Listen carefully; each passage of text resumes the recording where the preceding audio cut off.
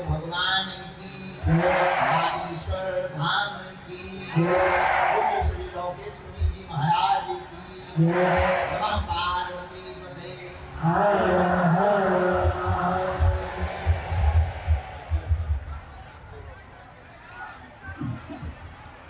हरि शरणम हरि शरणम हरि शरणम। साधु जी, ओ साधु जी, गुजरात ना पार्लो तमे केम छो? बढ़िया हो? મજામાં છે, સરસ છે, મજામાં છે। जय हो। खूब आनंद में हो आप सब। बड़ी प्रसन्नता का, हर्ष का विषय है। श्री शिव महापुराण का आज ग्राम दिवस है।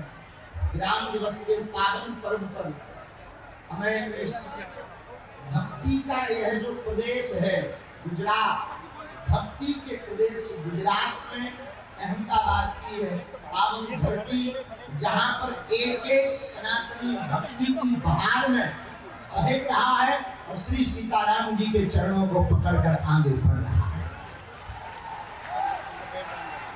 ऐसे भक्ति के प्रदेश गुजरात की धरा को पावन प्रणाम, बारंबार प्रणाम करते हुए श्री शिव महापुराण के अंतर्गत जो जो जहां खड़े हैं, अगल में बगल में कुछ छतों पे टंगे, कुछ पेड़ों पे टंगे, जहां देखो वहां पगला ही पगला। देखो नीम को पेड़ जोड़े डालो में।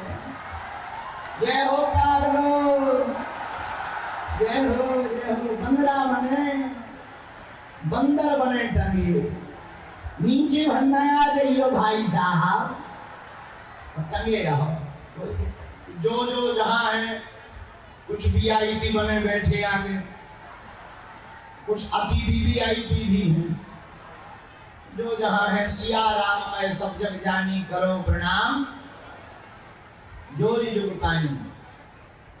देखो शंकर सुमन केसरी तेज प्रताप, हमारे जो इष्ट हैं वो श्री हनुमान जी हैं।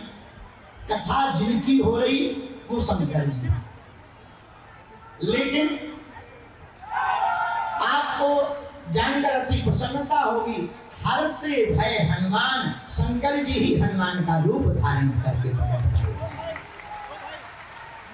लोग कहते हैं हनुमान जी 11वें रुद्र अवतार हैं। हमारा मानना है शंकर जी के 11वें रुद्र अवतार नहीं, अब तो हनुमान जी 11वां रुद्र अवतार है। शंकर जी धन्य है भूत भावन महादेव। रामस्य हृदयम शिवा, शिवस्य हृदयम राम। राम जी के हृदय में शंकर जी का निवास है और शंकर जी के हृदय में राम जी का निवास है।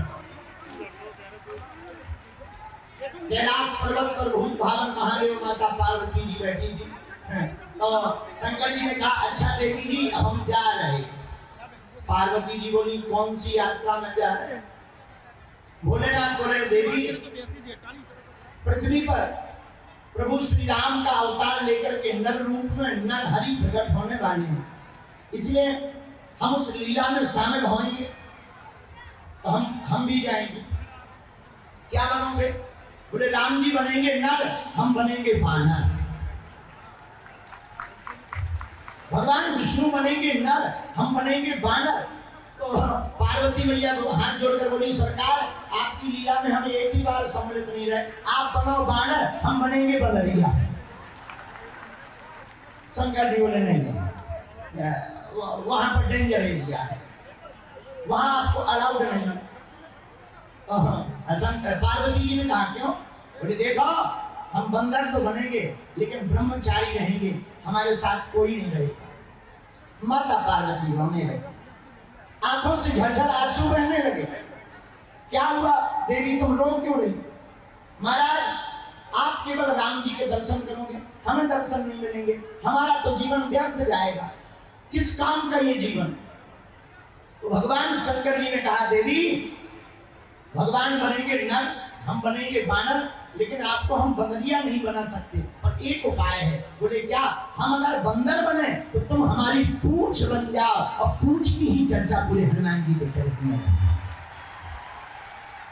तो शंकर जी बने बंदर और जो हनुमान जी की पूंछ है वो है पार्वती। अब आप कहोगे ये सिद्ध कैसे होगा? तो सुनो, जब लंका हनुमान जी ने जलाई, राम जी ने पूछा क्यों हनुमान जी तुमने लंका जलाई? हनुमान जी बोले हमने नहीं जलाई। राम जी बोले भाई झूठ ना बोलो, ब्रेकिंग न्यूज चल रही टीवी पे, आपकी ही ब्रेकिंग न्यूज चल रही, हेडलाइंस में आप छाए हो और आप कह रहे हैं कि हमने नहीं जलाई। हनुमान जी हाथ जोड़कर बोले सरकार हमने नहीं, पूंछ ने जलाई। तो राम जी बोले पूंछ तो तुम्हारी है। हनुमान जी मुस्कुरा कर बोले पूंछ जरूर हमारी है पर पूंछ आपकी है।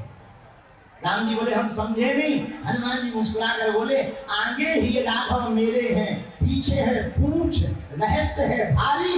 बंदर को भला पूछता कौन है? प्रभु श्री राम से ही तो है पूंछ हमारी। दूसरा प्रमाण लीजिए। दूसरा प्रमाण ये है, माता सती के रूप में माता सीता का धारण माता सती ने किया था रूप, जिस कारण से माता सीता का अपराध बन गया था। उस अपराध की क्षमा मांगने के लिए ही पार्वती जी पूंछ बनी। क्या? माता पार्वती जी ने सोचा कि सीता माता से हमें क्षमा मांगनी है, पर कैसे जाए? पूंछ बनकर गई। और जब पूंछ बनकर लंका गई तो उन्होंने सोचा कि अब क्षमा कैसे मांगे। तो पता चला राम जी ने माता सीता को बास तो अलग जगह दे दिया। तुम पावक मह करो निवासा, तब लगी करो निशाचर नासा। हे जानकी जी तुम अग्नि में बास करो। माता पार्वती ने सोचा कि हम माता सीता तो अग्नि में है, हम क्षमा कैसे मांगेंगे? लोग कहते हैं लंका जलाने के लिए आग लगाई। हमारा मानना है माता पार्वती ने सीता जी से क्षमा मांगने के लिए अपनी पूंछ में आग लगाई। तो गुजरातियों की तो हर जगह पूंछ है और गुजरात के आदमी होते ही खतरनाक। अहमदाबाद, अच्छा एक तो गुजरात ऊपर से अहमदाबाद, पूछो ही मत। अहमदाबाद का एक पायलट हवाई जहाज चढ़ा करके जा रहा था। गुजरात के 40 लोग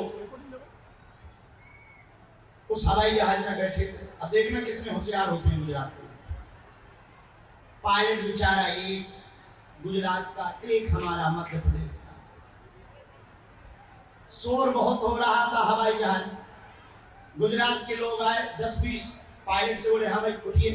बोले क्या? बोले अब हवाई जहाज हम चलाएंगे। तो पायलट बोले अगर आप लोग चलाओगे तो पहले तो नीचे जाएंगे फिर ऊपर जाएंगे। गुजरात वाले बोले चाहे जो हो जाए अब हवाई जहाज हम चलाएंगे, क्योंकि हम लोग गुजरात के हैं और हम लोग 40 हैं, तुम 2 हो। पायलट भी होशियार था। पायलट बोला एक काम करो, जो शोर हो रहा है ये शोर बंद करवा दो। बंद करवा दोगे हम आपको जो है हवाई जहाज चलाने को दे। 2 मिनट नहीं लगे वो पूरा शोर 36 पैसेंजर चुप हो गए। पायलट के पास 4 पैसेंजर गुजराती आए, बोले देखो सब चुप है। पायलट बोले और तो सब ठीक है, हवाई जहाज तो चला लेना, पर तुम एक बात बताओ कि तुमने चुप कैसे करा है? गुजरात के लोगों को चुप कराना बड़ा मुश्किल है। बोले हम भी गुजराती हैं। वो 4 बोले क्या? बोले हमने जाके गेट खोल दिया कि प्लेटफार्म आ गया होता था।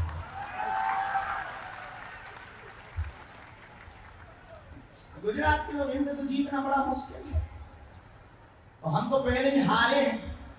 तो आप लोग धन्य हो। हमें ऐसा लगता है हमारे बड़े भैया का और दास का जो संकल्प है भारत में हिंदू राष्ट्र का और भगवान कृष्ण कन्हैया को अपने जगह पर स्थापित करवाने का, निश्चित रूप से आप लोगों की भूमिका उसमें अहम होगी। हम तो देखो जगा सकते हैं, जागना आपका काम। दूसरी बात, एक बात अपनी जिंदगी में याद रखना मेरे पागलों, अब जो जीवन बीत गया सो बीत गया। अब भागने का समय नहीं है। अब तो सनातन और हिंदुत्व के लिए और कृष्ण भगवान के लिए जागने का समय है। और वो बुझदिल होगा जो जागेगा नहीं। वो कायर है जो सनातन के लिए जाग नहीं रहा। याद रखना, जिंदगी बार बार नहीं मिलती। अगर हम लोग अभी नहीं जागे तो आने वाली पीढ़ियां विचार करेंगी, आने वाली पीढ़ियों में राम कथा नहीं होगी, भगवत चर्चाएं नहीं होंगी, मंदिरों में कोई नहीं जाएगा। इसलिए अब प्रत्येक सनातनियों को जागना है और अपने कृष्ण कन्हैया लाल को, कृष्ण जन्मभूमि वाले ठाकुर जी को वहां विराजमान करना है। हम भी पहली बार आए हैं गुजरात, माहौल खूब गर्म है, हमारा शरीर बिल्कुल नरम है, इसलिए लेकिन फिर भी हम आए हैं और 10 दिन तक हम गुजरात में रहेंगे और अहमदाबाद भी आ रहे हैं। 28 और 29 तारीख को चाणक्यपुरी में दिव्य दरबार लगेगा। क्षमा करो, अरे अरे उल्टो होगा, अबे ताली बजा तुम, एक तो बहुत उमन भी है। रुको रुको रुको रुको, वेट एंड वॉच। 29-30 संशोधन कर लिया जाए, 29 और 30 एक दिन का दरबार है। कब का? 29 तारीख को हम भी अहमदाबाद में बड़े भैया का आशीर्वाद लेकर के, बालाजी का आशीर्वाद लेकर के और सनातन विरोधियों की ठगड़ी मारेंगे। 30 तारीख को प्रवचन है और आप सब खूब प्रसन्नता के साथ जियो, हंसा करो, हंसाया करो। बागेश्वर धाम अपने बाप का घर है, आया जाया करो, बड़ी प्रसन्नता से रहो। हम अपने बड़े भाई के साथ, जो हमारे बड़े भैया ने एक अद्भुत मिशन उठाया है, इस भारत के लिए एक अद्भुत मिशन है कि अयोध्या में राम जी तो विराजमान हो गए, अब मथुरा में कृष्ण कन्हैया और बैठ जाए। एक दिन हमसे कह रहे थे, महाराज जी कितनी जगह खुदवा हो। हमसे एक बहुत बड़े लेके आदमी कह रहे थे कि आप दोनों भैया कितनी जगह खुदवा हो। हमने कहा जब तक खुदाई चलत रहे तब तक खुदत रहे। बोले मतलब हम के जब तक धर्म विरोधी वर्ग को खुद के बाहर न निकल आए तब तक खुदता ही रहेगा। बोलो सीताराम। हाथ उठाकर भारत माता की, अपने अपने मताई बाप की, बागेश्वर धाम की, सब अपने मस्तक पर तिलक लगाओ। सब सनातनी, हाँ सब सनातनी एक हो जाओ।